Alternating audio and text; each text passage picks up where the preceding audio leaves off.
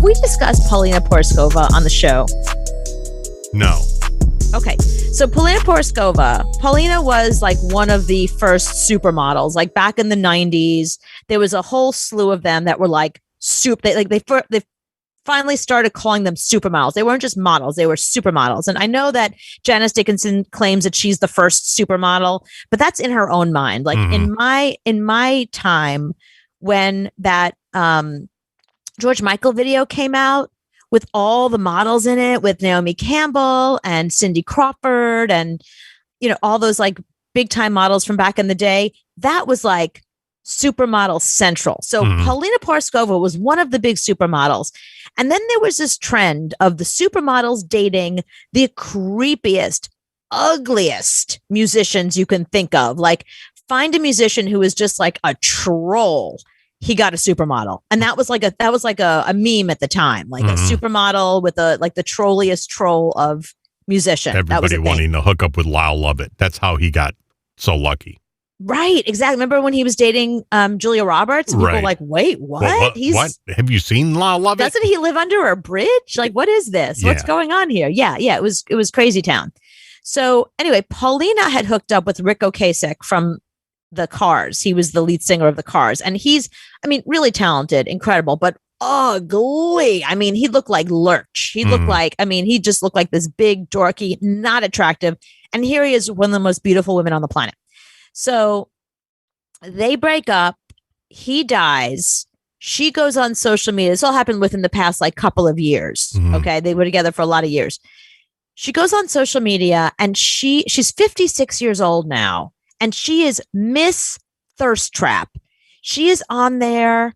Not that, look, if you're 56 and you look awesome, that's great. Like, go look awesome and walk around in a bikini. But she's calling attention to herself in a very like, look at me kind of way that almost looks a little sad. Unlike like Elizabeth Hurley, who I think is also 56. And she's just sort of posting herself and she's on the beach in a bikini and just, looks drop dead, like better than she's ever looked in her life at 55, 56 years old. But it's not a thirst trap. She's literally just like, here I am with my family. Paulina is posting all of these things about aging and everything she's going through and her mental health. And she goes on these weird, wild tangents. And my friends and I have been watching her on Instagram because she is unraveling. It is just, it's a marvel that this woman that was valued for her appearance for so long is now aging and doesn't know what to do with herself. So it's been this whole saga and she's been really sad and really, the story has been very depressing. Well, today it was revealed that she's dating Aaron Sorkin. So he's up for all these Oscars and he had won Golden Globes and he had won, I forget what movie he has right now. She was with Rick for a long time, though. Yeah. They have two kids together. Forever. Even up until the end.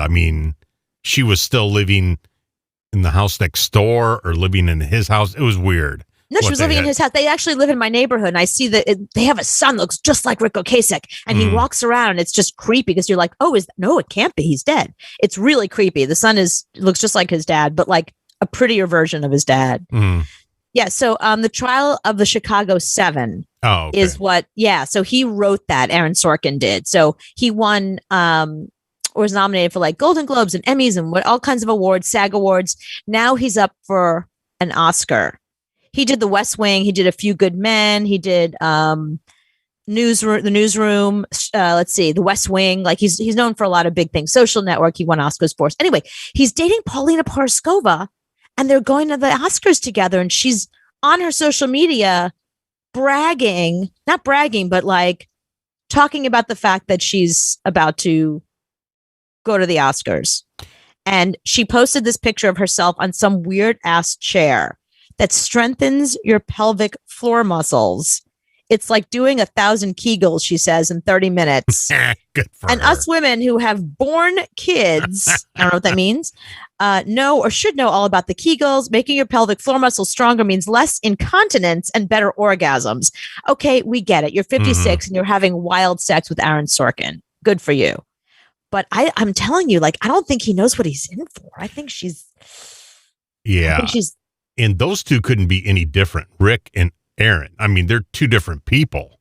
Yeah. I mean, very different.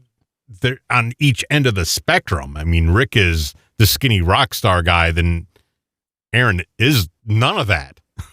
Yeah, I mean, Rick Ocasek was really out there. He wore crazy outfits, and he was really like rock starry and very like alternative in a lot of ways. Aaron Sorkin is like your dad.